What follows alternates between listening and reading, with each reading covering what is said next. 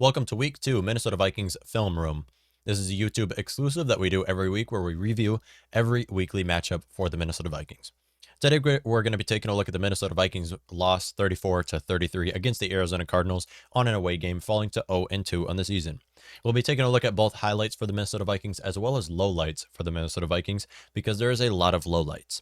It wasn't just the missed kicks that the Vikings lost the game. It was especially due to this secondary. So we're going to be taking a look at both great plays and bad plays for the Minnesota Vikings. So heading on over to our film room.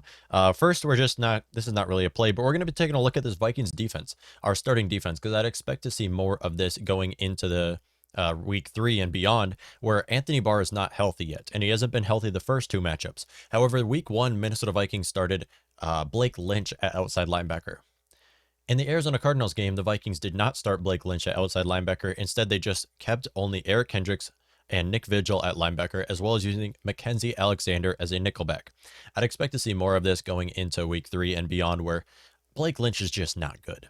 And then outside of that, Ryan Connolly, Troy Dye's great, but he's not NFL ready. Same goes for Chaz Surratt.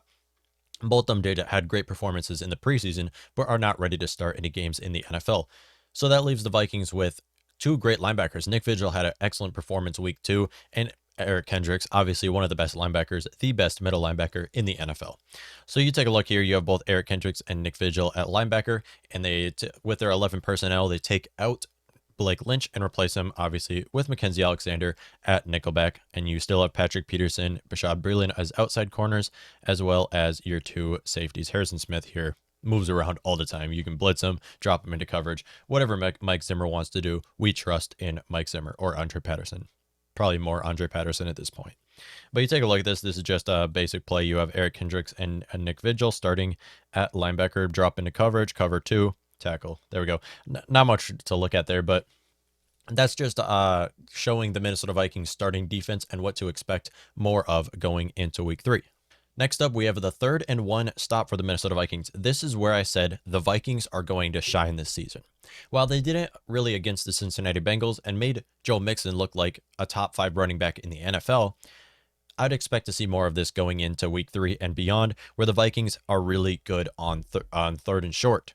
Now, this is what the Vikings suffered with last year, as we had Jaleel Johnson and Shamar Stephen on the interior side of the line, as well as 2 terrible defensive ends. You take a look at this. The Vikings this year, it should be a completely different story as Eric Kendricks is healthy. We have Nick Vigil here now, and we have 2 defensive tackles, which are huge men. Michael Pierce is 6 foot, and I think he's 340 pounds. Dalvin Tomlinson is somewhere around there as well. So 2 of our interior defensive linemen are massive guys. I don't know how running backs are going to be able to get through them. They really have during the first week, but going into this week, we're unable to do so. So here you have our starting 4. Our defensive line, Michael Pierce is there, our Stephen Weatherly, and then you have Sheldon Richardson and Danielle Hunter on the outside, but mainly our guy right here, Eric Kendricks, with the stop on 3rd down. Minnesota Vikings, I'd expect to see a lot better performance in the future where the Vikings 3rd and short are able to stop the running back.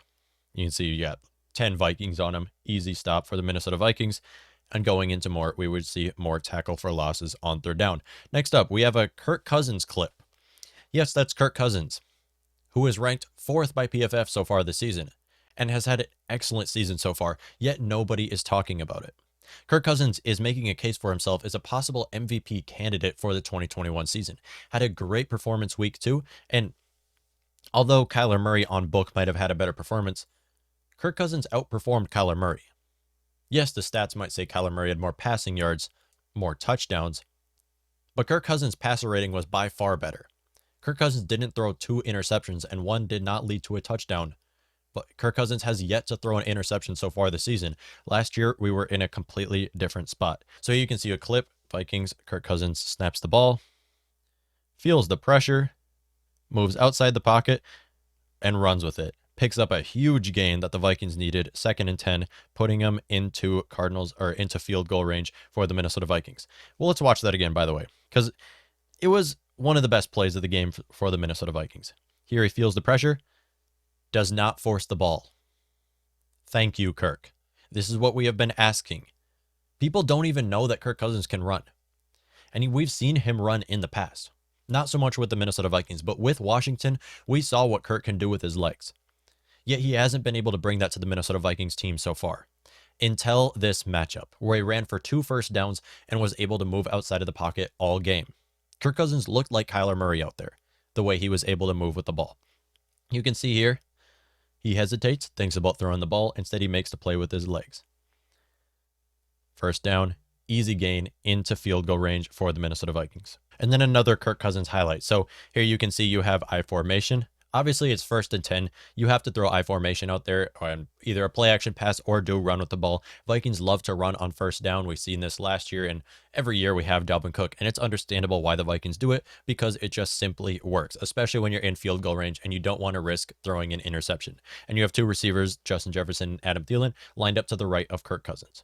It's 1st and 10, so the defense thinks you are running with the ball. So Kirk Cousins, play action pass. Sits inside the pocket, feels the pressure, moves outside the pocket, completes the pass to Justin Jefferson for a touchdown. That is Justin Jefferson's 1st touchdown of the season. Excellent play for Kirk Cousins, feeling the pressure. He felt the pressure in both of these plays. One, he was able to feel the pressure and pick up a 1st down by using his legs. In this play, he was able to feel the pressure, move outside the pocket, buy him enough time to complete a pass to Justin Jefferson for a touchdown, a winning drive for the Minnesota Vikings, and now they are up 20-7.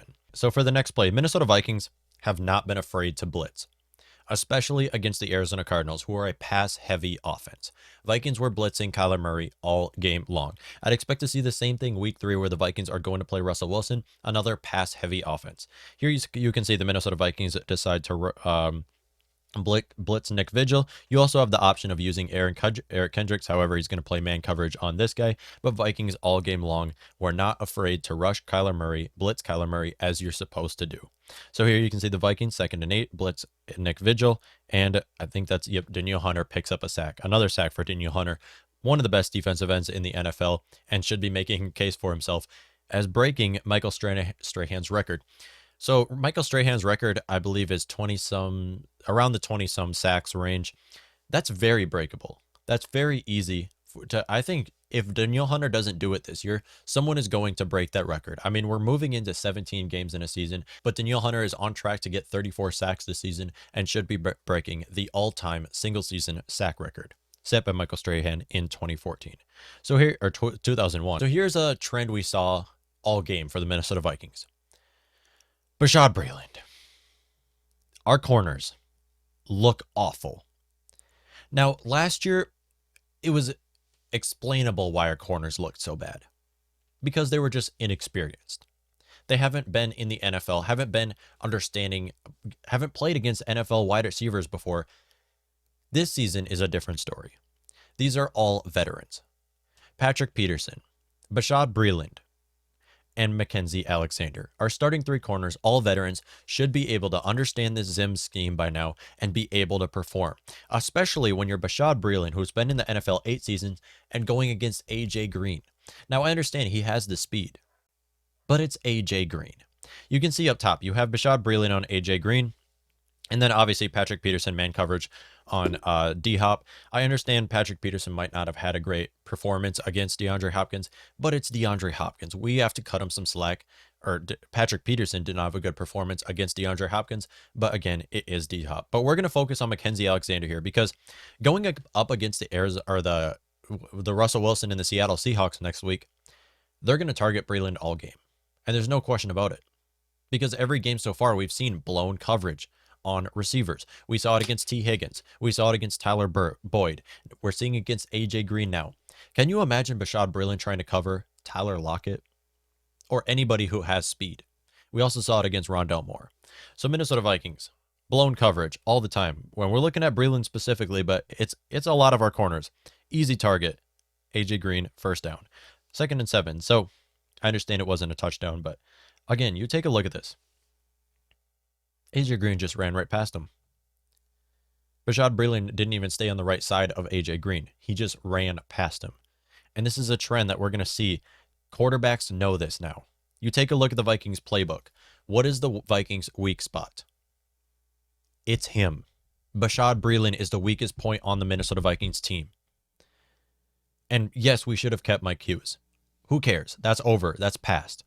Yes, we should have drafted Jalen Johnson instead of Jeff Gladney. That's past. We have to look at what we have right now. Cameron Dantzler and Chris Boyd. Someone has to start over Bashaud Breeland. There's no question about it. Vikings have to start Cameron Dantzler over him.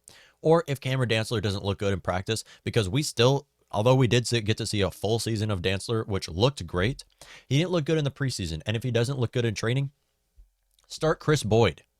I don't care who it is. And you can't do Harrison Hand right now. He just is on the COVID reserve list. But Chris Boyd or Cameron Dantzler, start one of those over Breeland, because I cannot see Bashaud Breeland starting against Tyler Lockett and DK Metcalf on defense. Someone has to start at outside corner. It's not going to be Bashaud Breeland. It can't be. After the first 2 weeks we saw from Breeland and the preseason we saw from Breeland. So here, once again, it's not Breeland this time. It's Mackenzie Alexander. Now, there's nothing we can do about Mackenzie Alexander right now. So a lot's going on in this play. You have Patrick Peterson man-to-man on D-Hop. Kyler Murray has the option to throw to him. You have Bashaud Breeland man-to-man on A.J. Green. And then you also have Mackenzie Alexander man coverage on Rondale Moore. And this is a play another time. The Minnesota Vikings were not afraid to blitz. The Vikings rushed 7 on Kyler Murray. This is 4th and 5. The Vikings were going heavy on sacking Kyler Murray, which they did a great job on. Vikings did everything they had to do. Mike Zimmer and this Vikings defense did everything they had to do to bring down Kyler Murray. Problem is, when there's a wide open wide receiver, like Rondale Moore, like A.J. Green, none of that matters. Vikings rush 7 here, which they should, which was the right call. Vikings blitz both Eric Kendricks and Harrison Smith. Rush 7 players on Kyler Murray. Get to him with ease. Kyler Murray has 2 seconds under center, but none of that matters because you have corners who just blow coverage on every play. Vikings easily get to Kyler Murray. Drop back pass, throws on one leg, open Rondale Moore, who just ran right past Mackenzie Alexander. And that was the play. That was the play that the Vikings lost the game. Right there. Because if the Vikings were able to cover Rondale Moore for at least 1 more second, Vikings would have won that game. It was 4th and 5. And this was a scoring drive, a touchdown drive for the Arizona Cardinals, where they won the game. On that play, it wasn't the missed kick. It wasn't the 2 missed kicks. That might have been the final call for the Minnesota Vikings. It was that play because it was excellently performed by the Vikings defensive front and Harrison Smith and Eric Kendricks blitzing to get to Kyler Murray. It was on Mackenzie Alexander why the Vikings lost that game. That was one of the many plays. So we just took a look at Bashaud Breeland, Mackenzie Alexander blown coverage, and there was also blown coverage with Patrick Peterson on DeAndre Hopkins. So our 3 starting corners did not look good. You know who did look good? Cameron Dantzler, who was inactive week 1, which is unexplainable why he was inactive week one after having such a tremendous rookie season.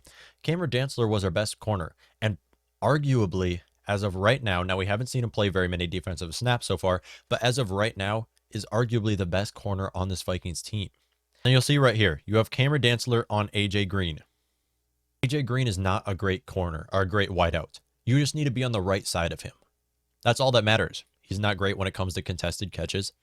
He's not even that good after the catch. It just comes, or even breaking tackles. It just comes down to his speed. That's his only, he's not a great route runner either. It's just his speed. You stay on the right side of him and you should be able to perform. That's what Cameron Dantzler was able to do. Now, Dantzler, yes, we haven't been the biggest fans of Dantzler on this podcast because of his missed tackles, but he's been great when it comes to into coverage. He's been great and is a huge improvement from Bashaud Breeland. So you'll see here, Minnesota Vikings, 3rd and goal for the Arizona Cardinals. 3rd and goal. Minnesota Vikings have Cameron Dantzler out there in replace of Breeland. Dantzler on A.J. Green. Finds A.J. Green. Dantzler forces an incomplete pass, and that was man coverage. Man-to-man on A.J. Green. Dantzler comes up with a huge play, forcing a field goal for the Arizona Cardinals. See here in the replay, Cameron Dantzler comes up big. Huge improvement. Block that. Just on the right side of him. That's all you need to do. It's A.J. Green. Get on the right side of him. Might not have a simple solution here. Benching Bashaud Breeland, longtime veteran, for a young player like Cameron Dantzler or Chris Boyd, it's a big decision to make.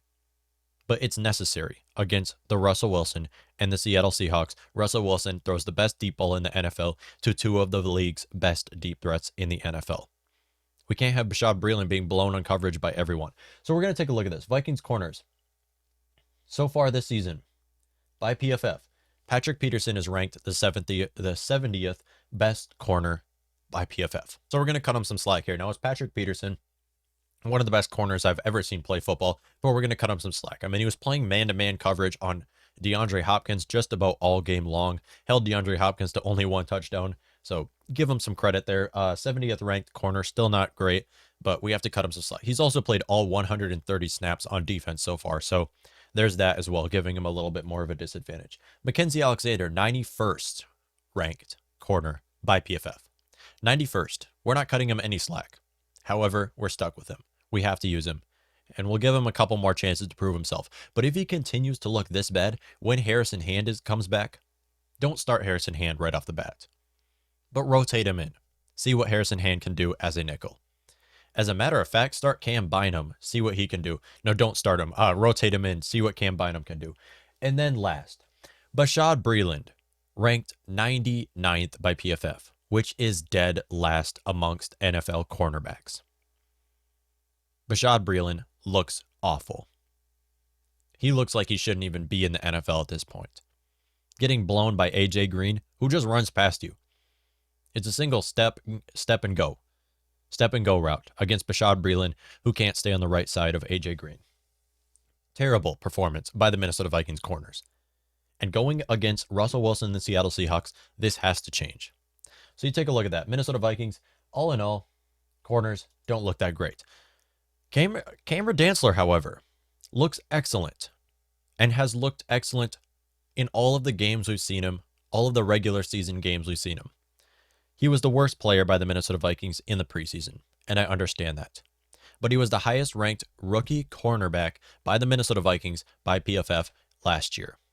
And in this game, so far this season, is the highest ranked corner by PFF for the Minnesota Vikings. So you take a look at Cameron Dantzler. He's your guy.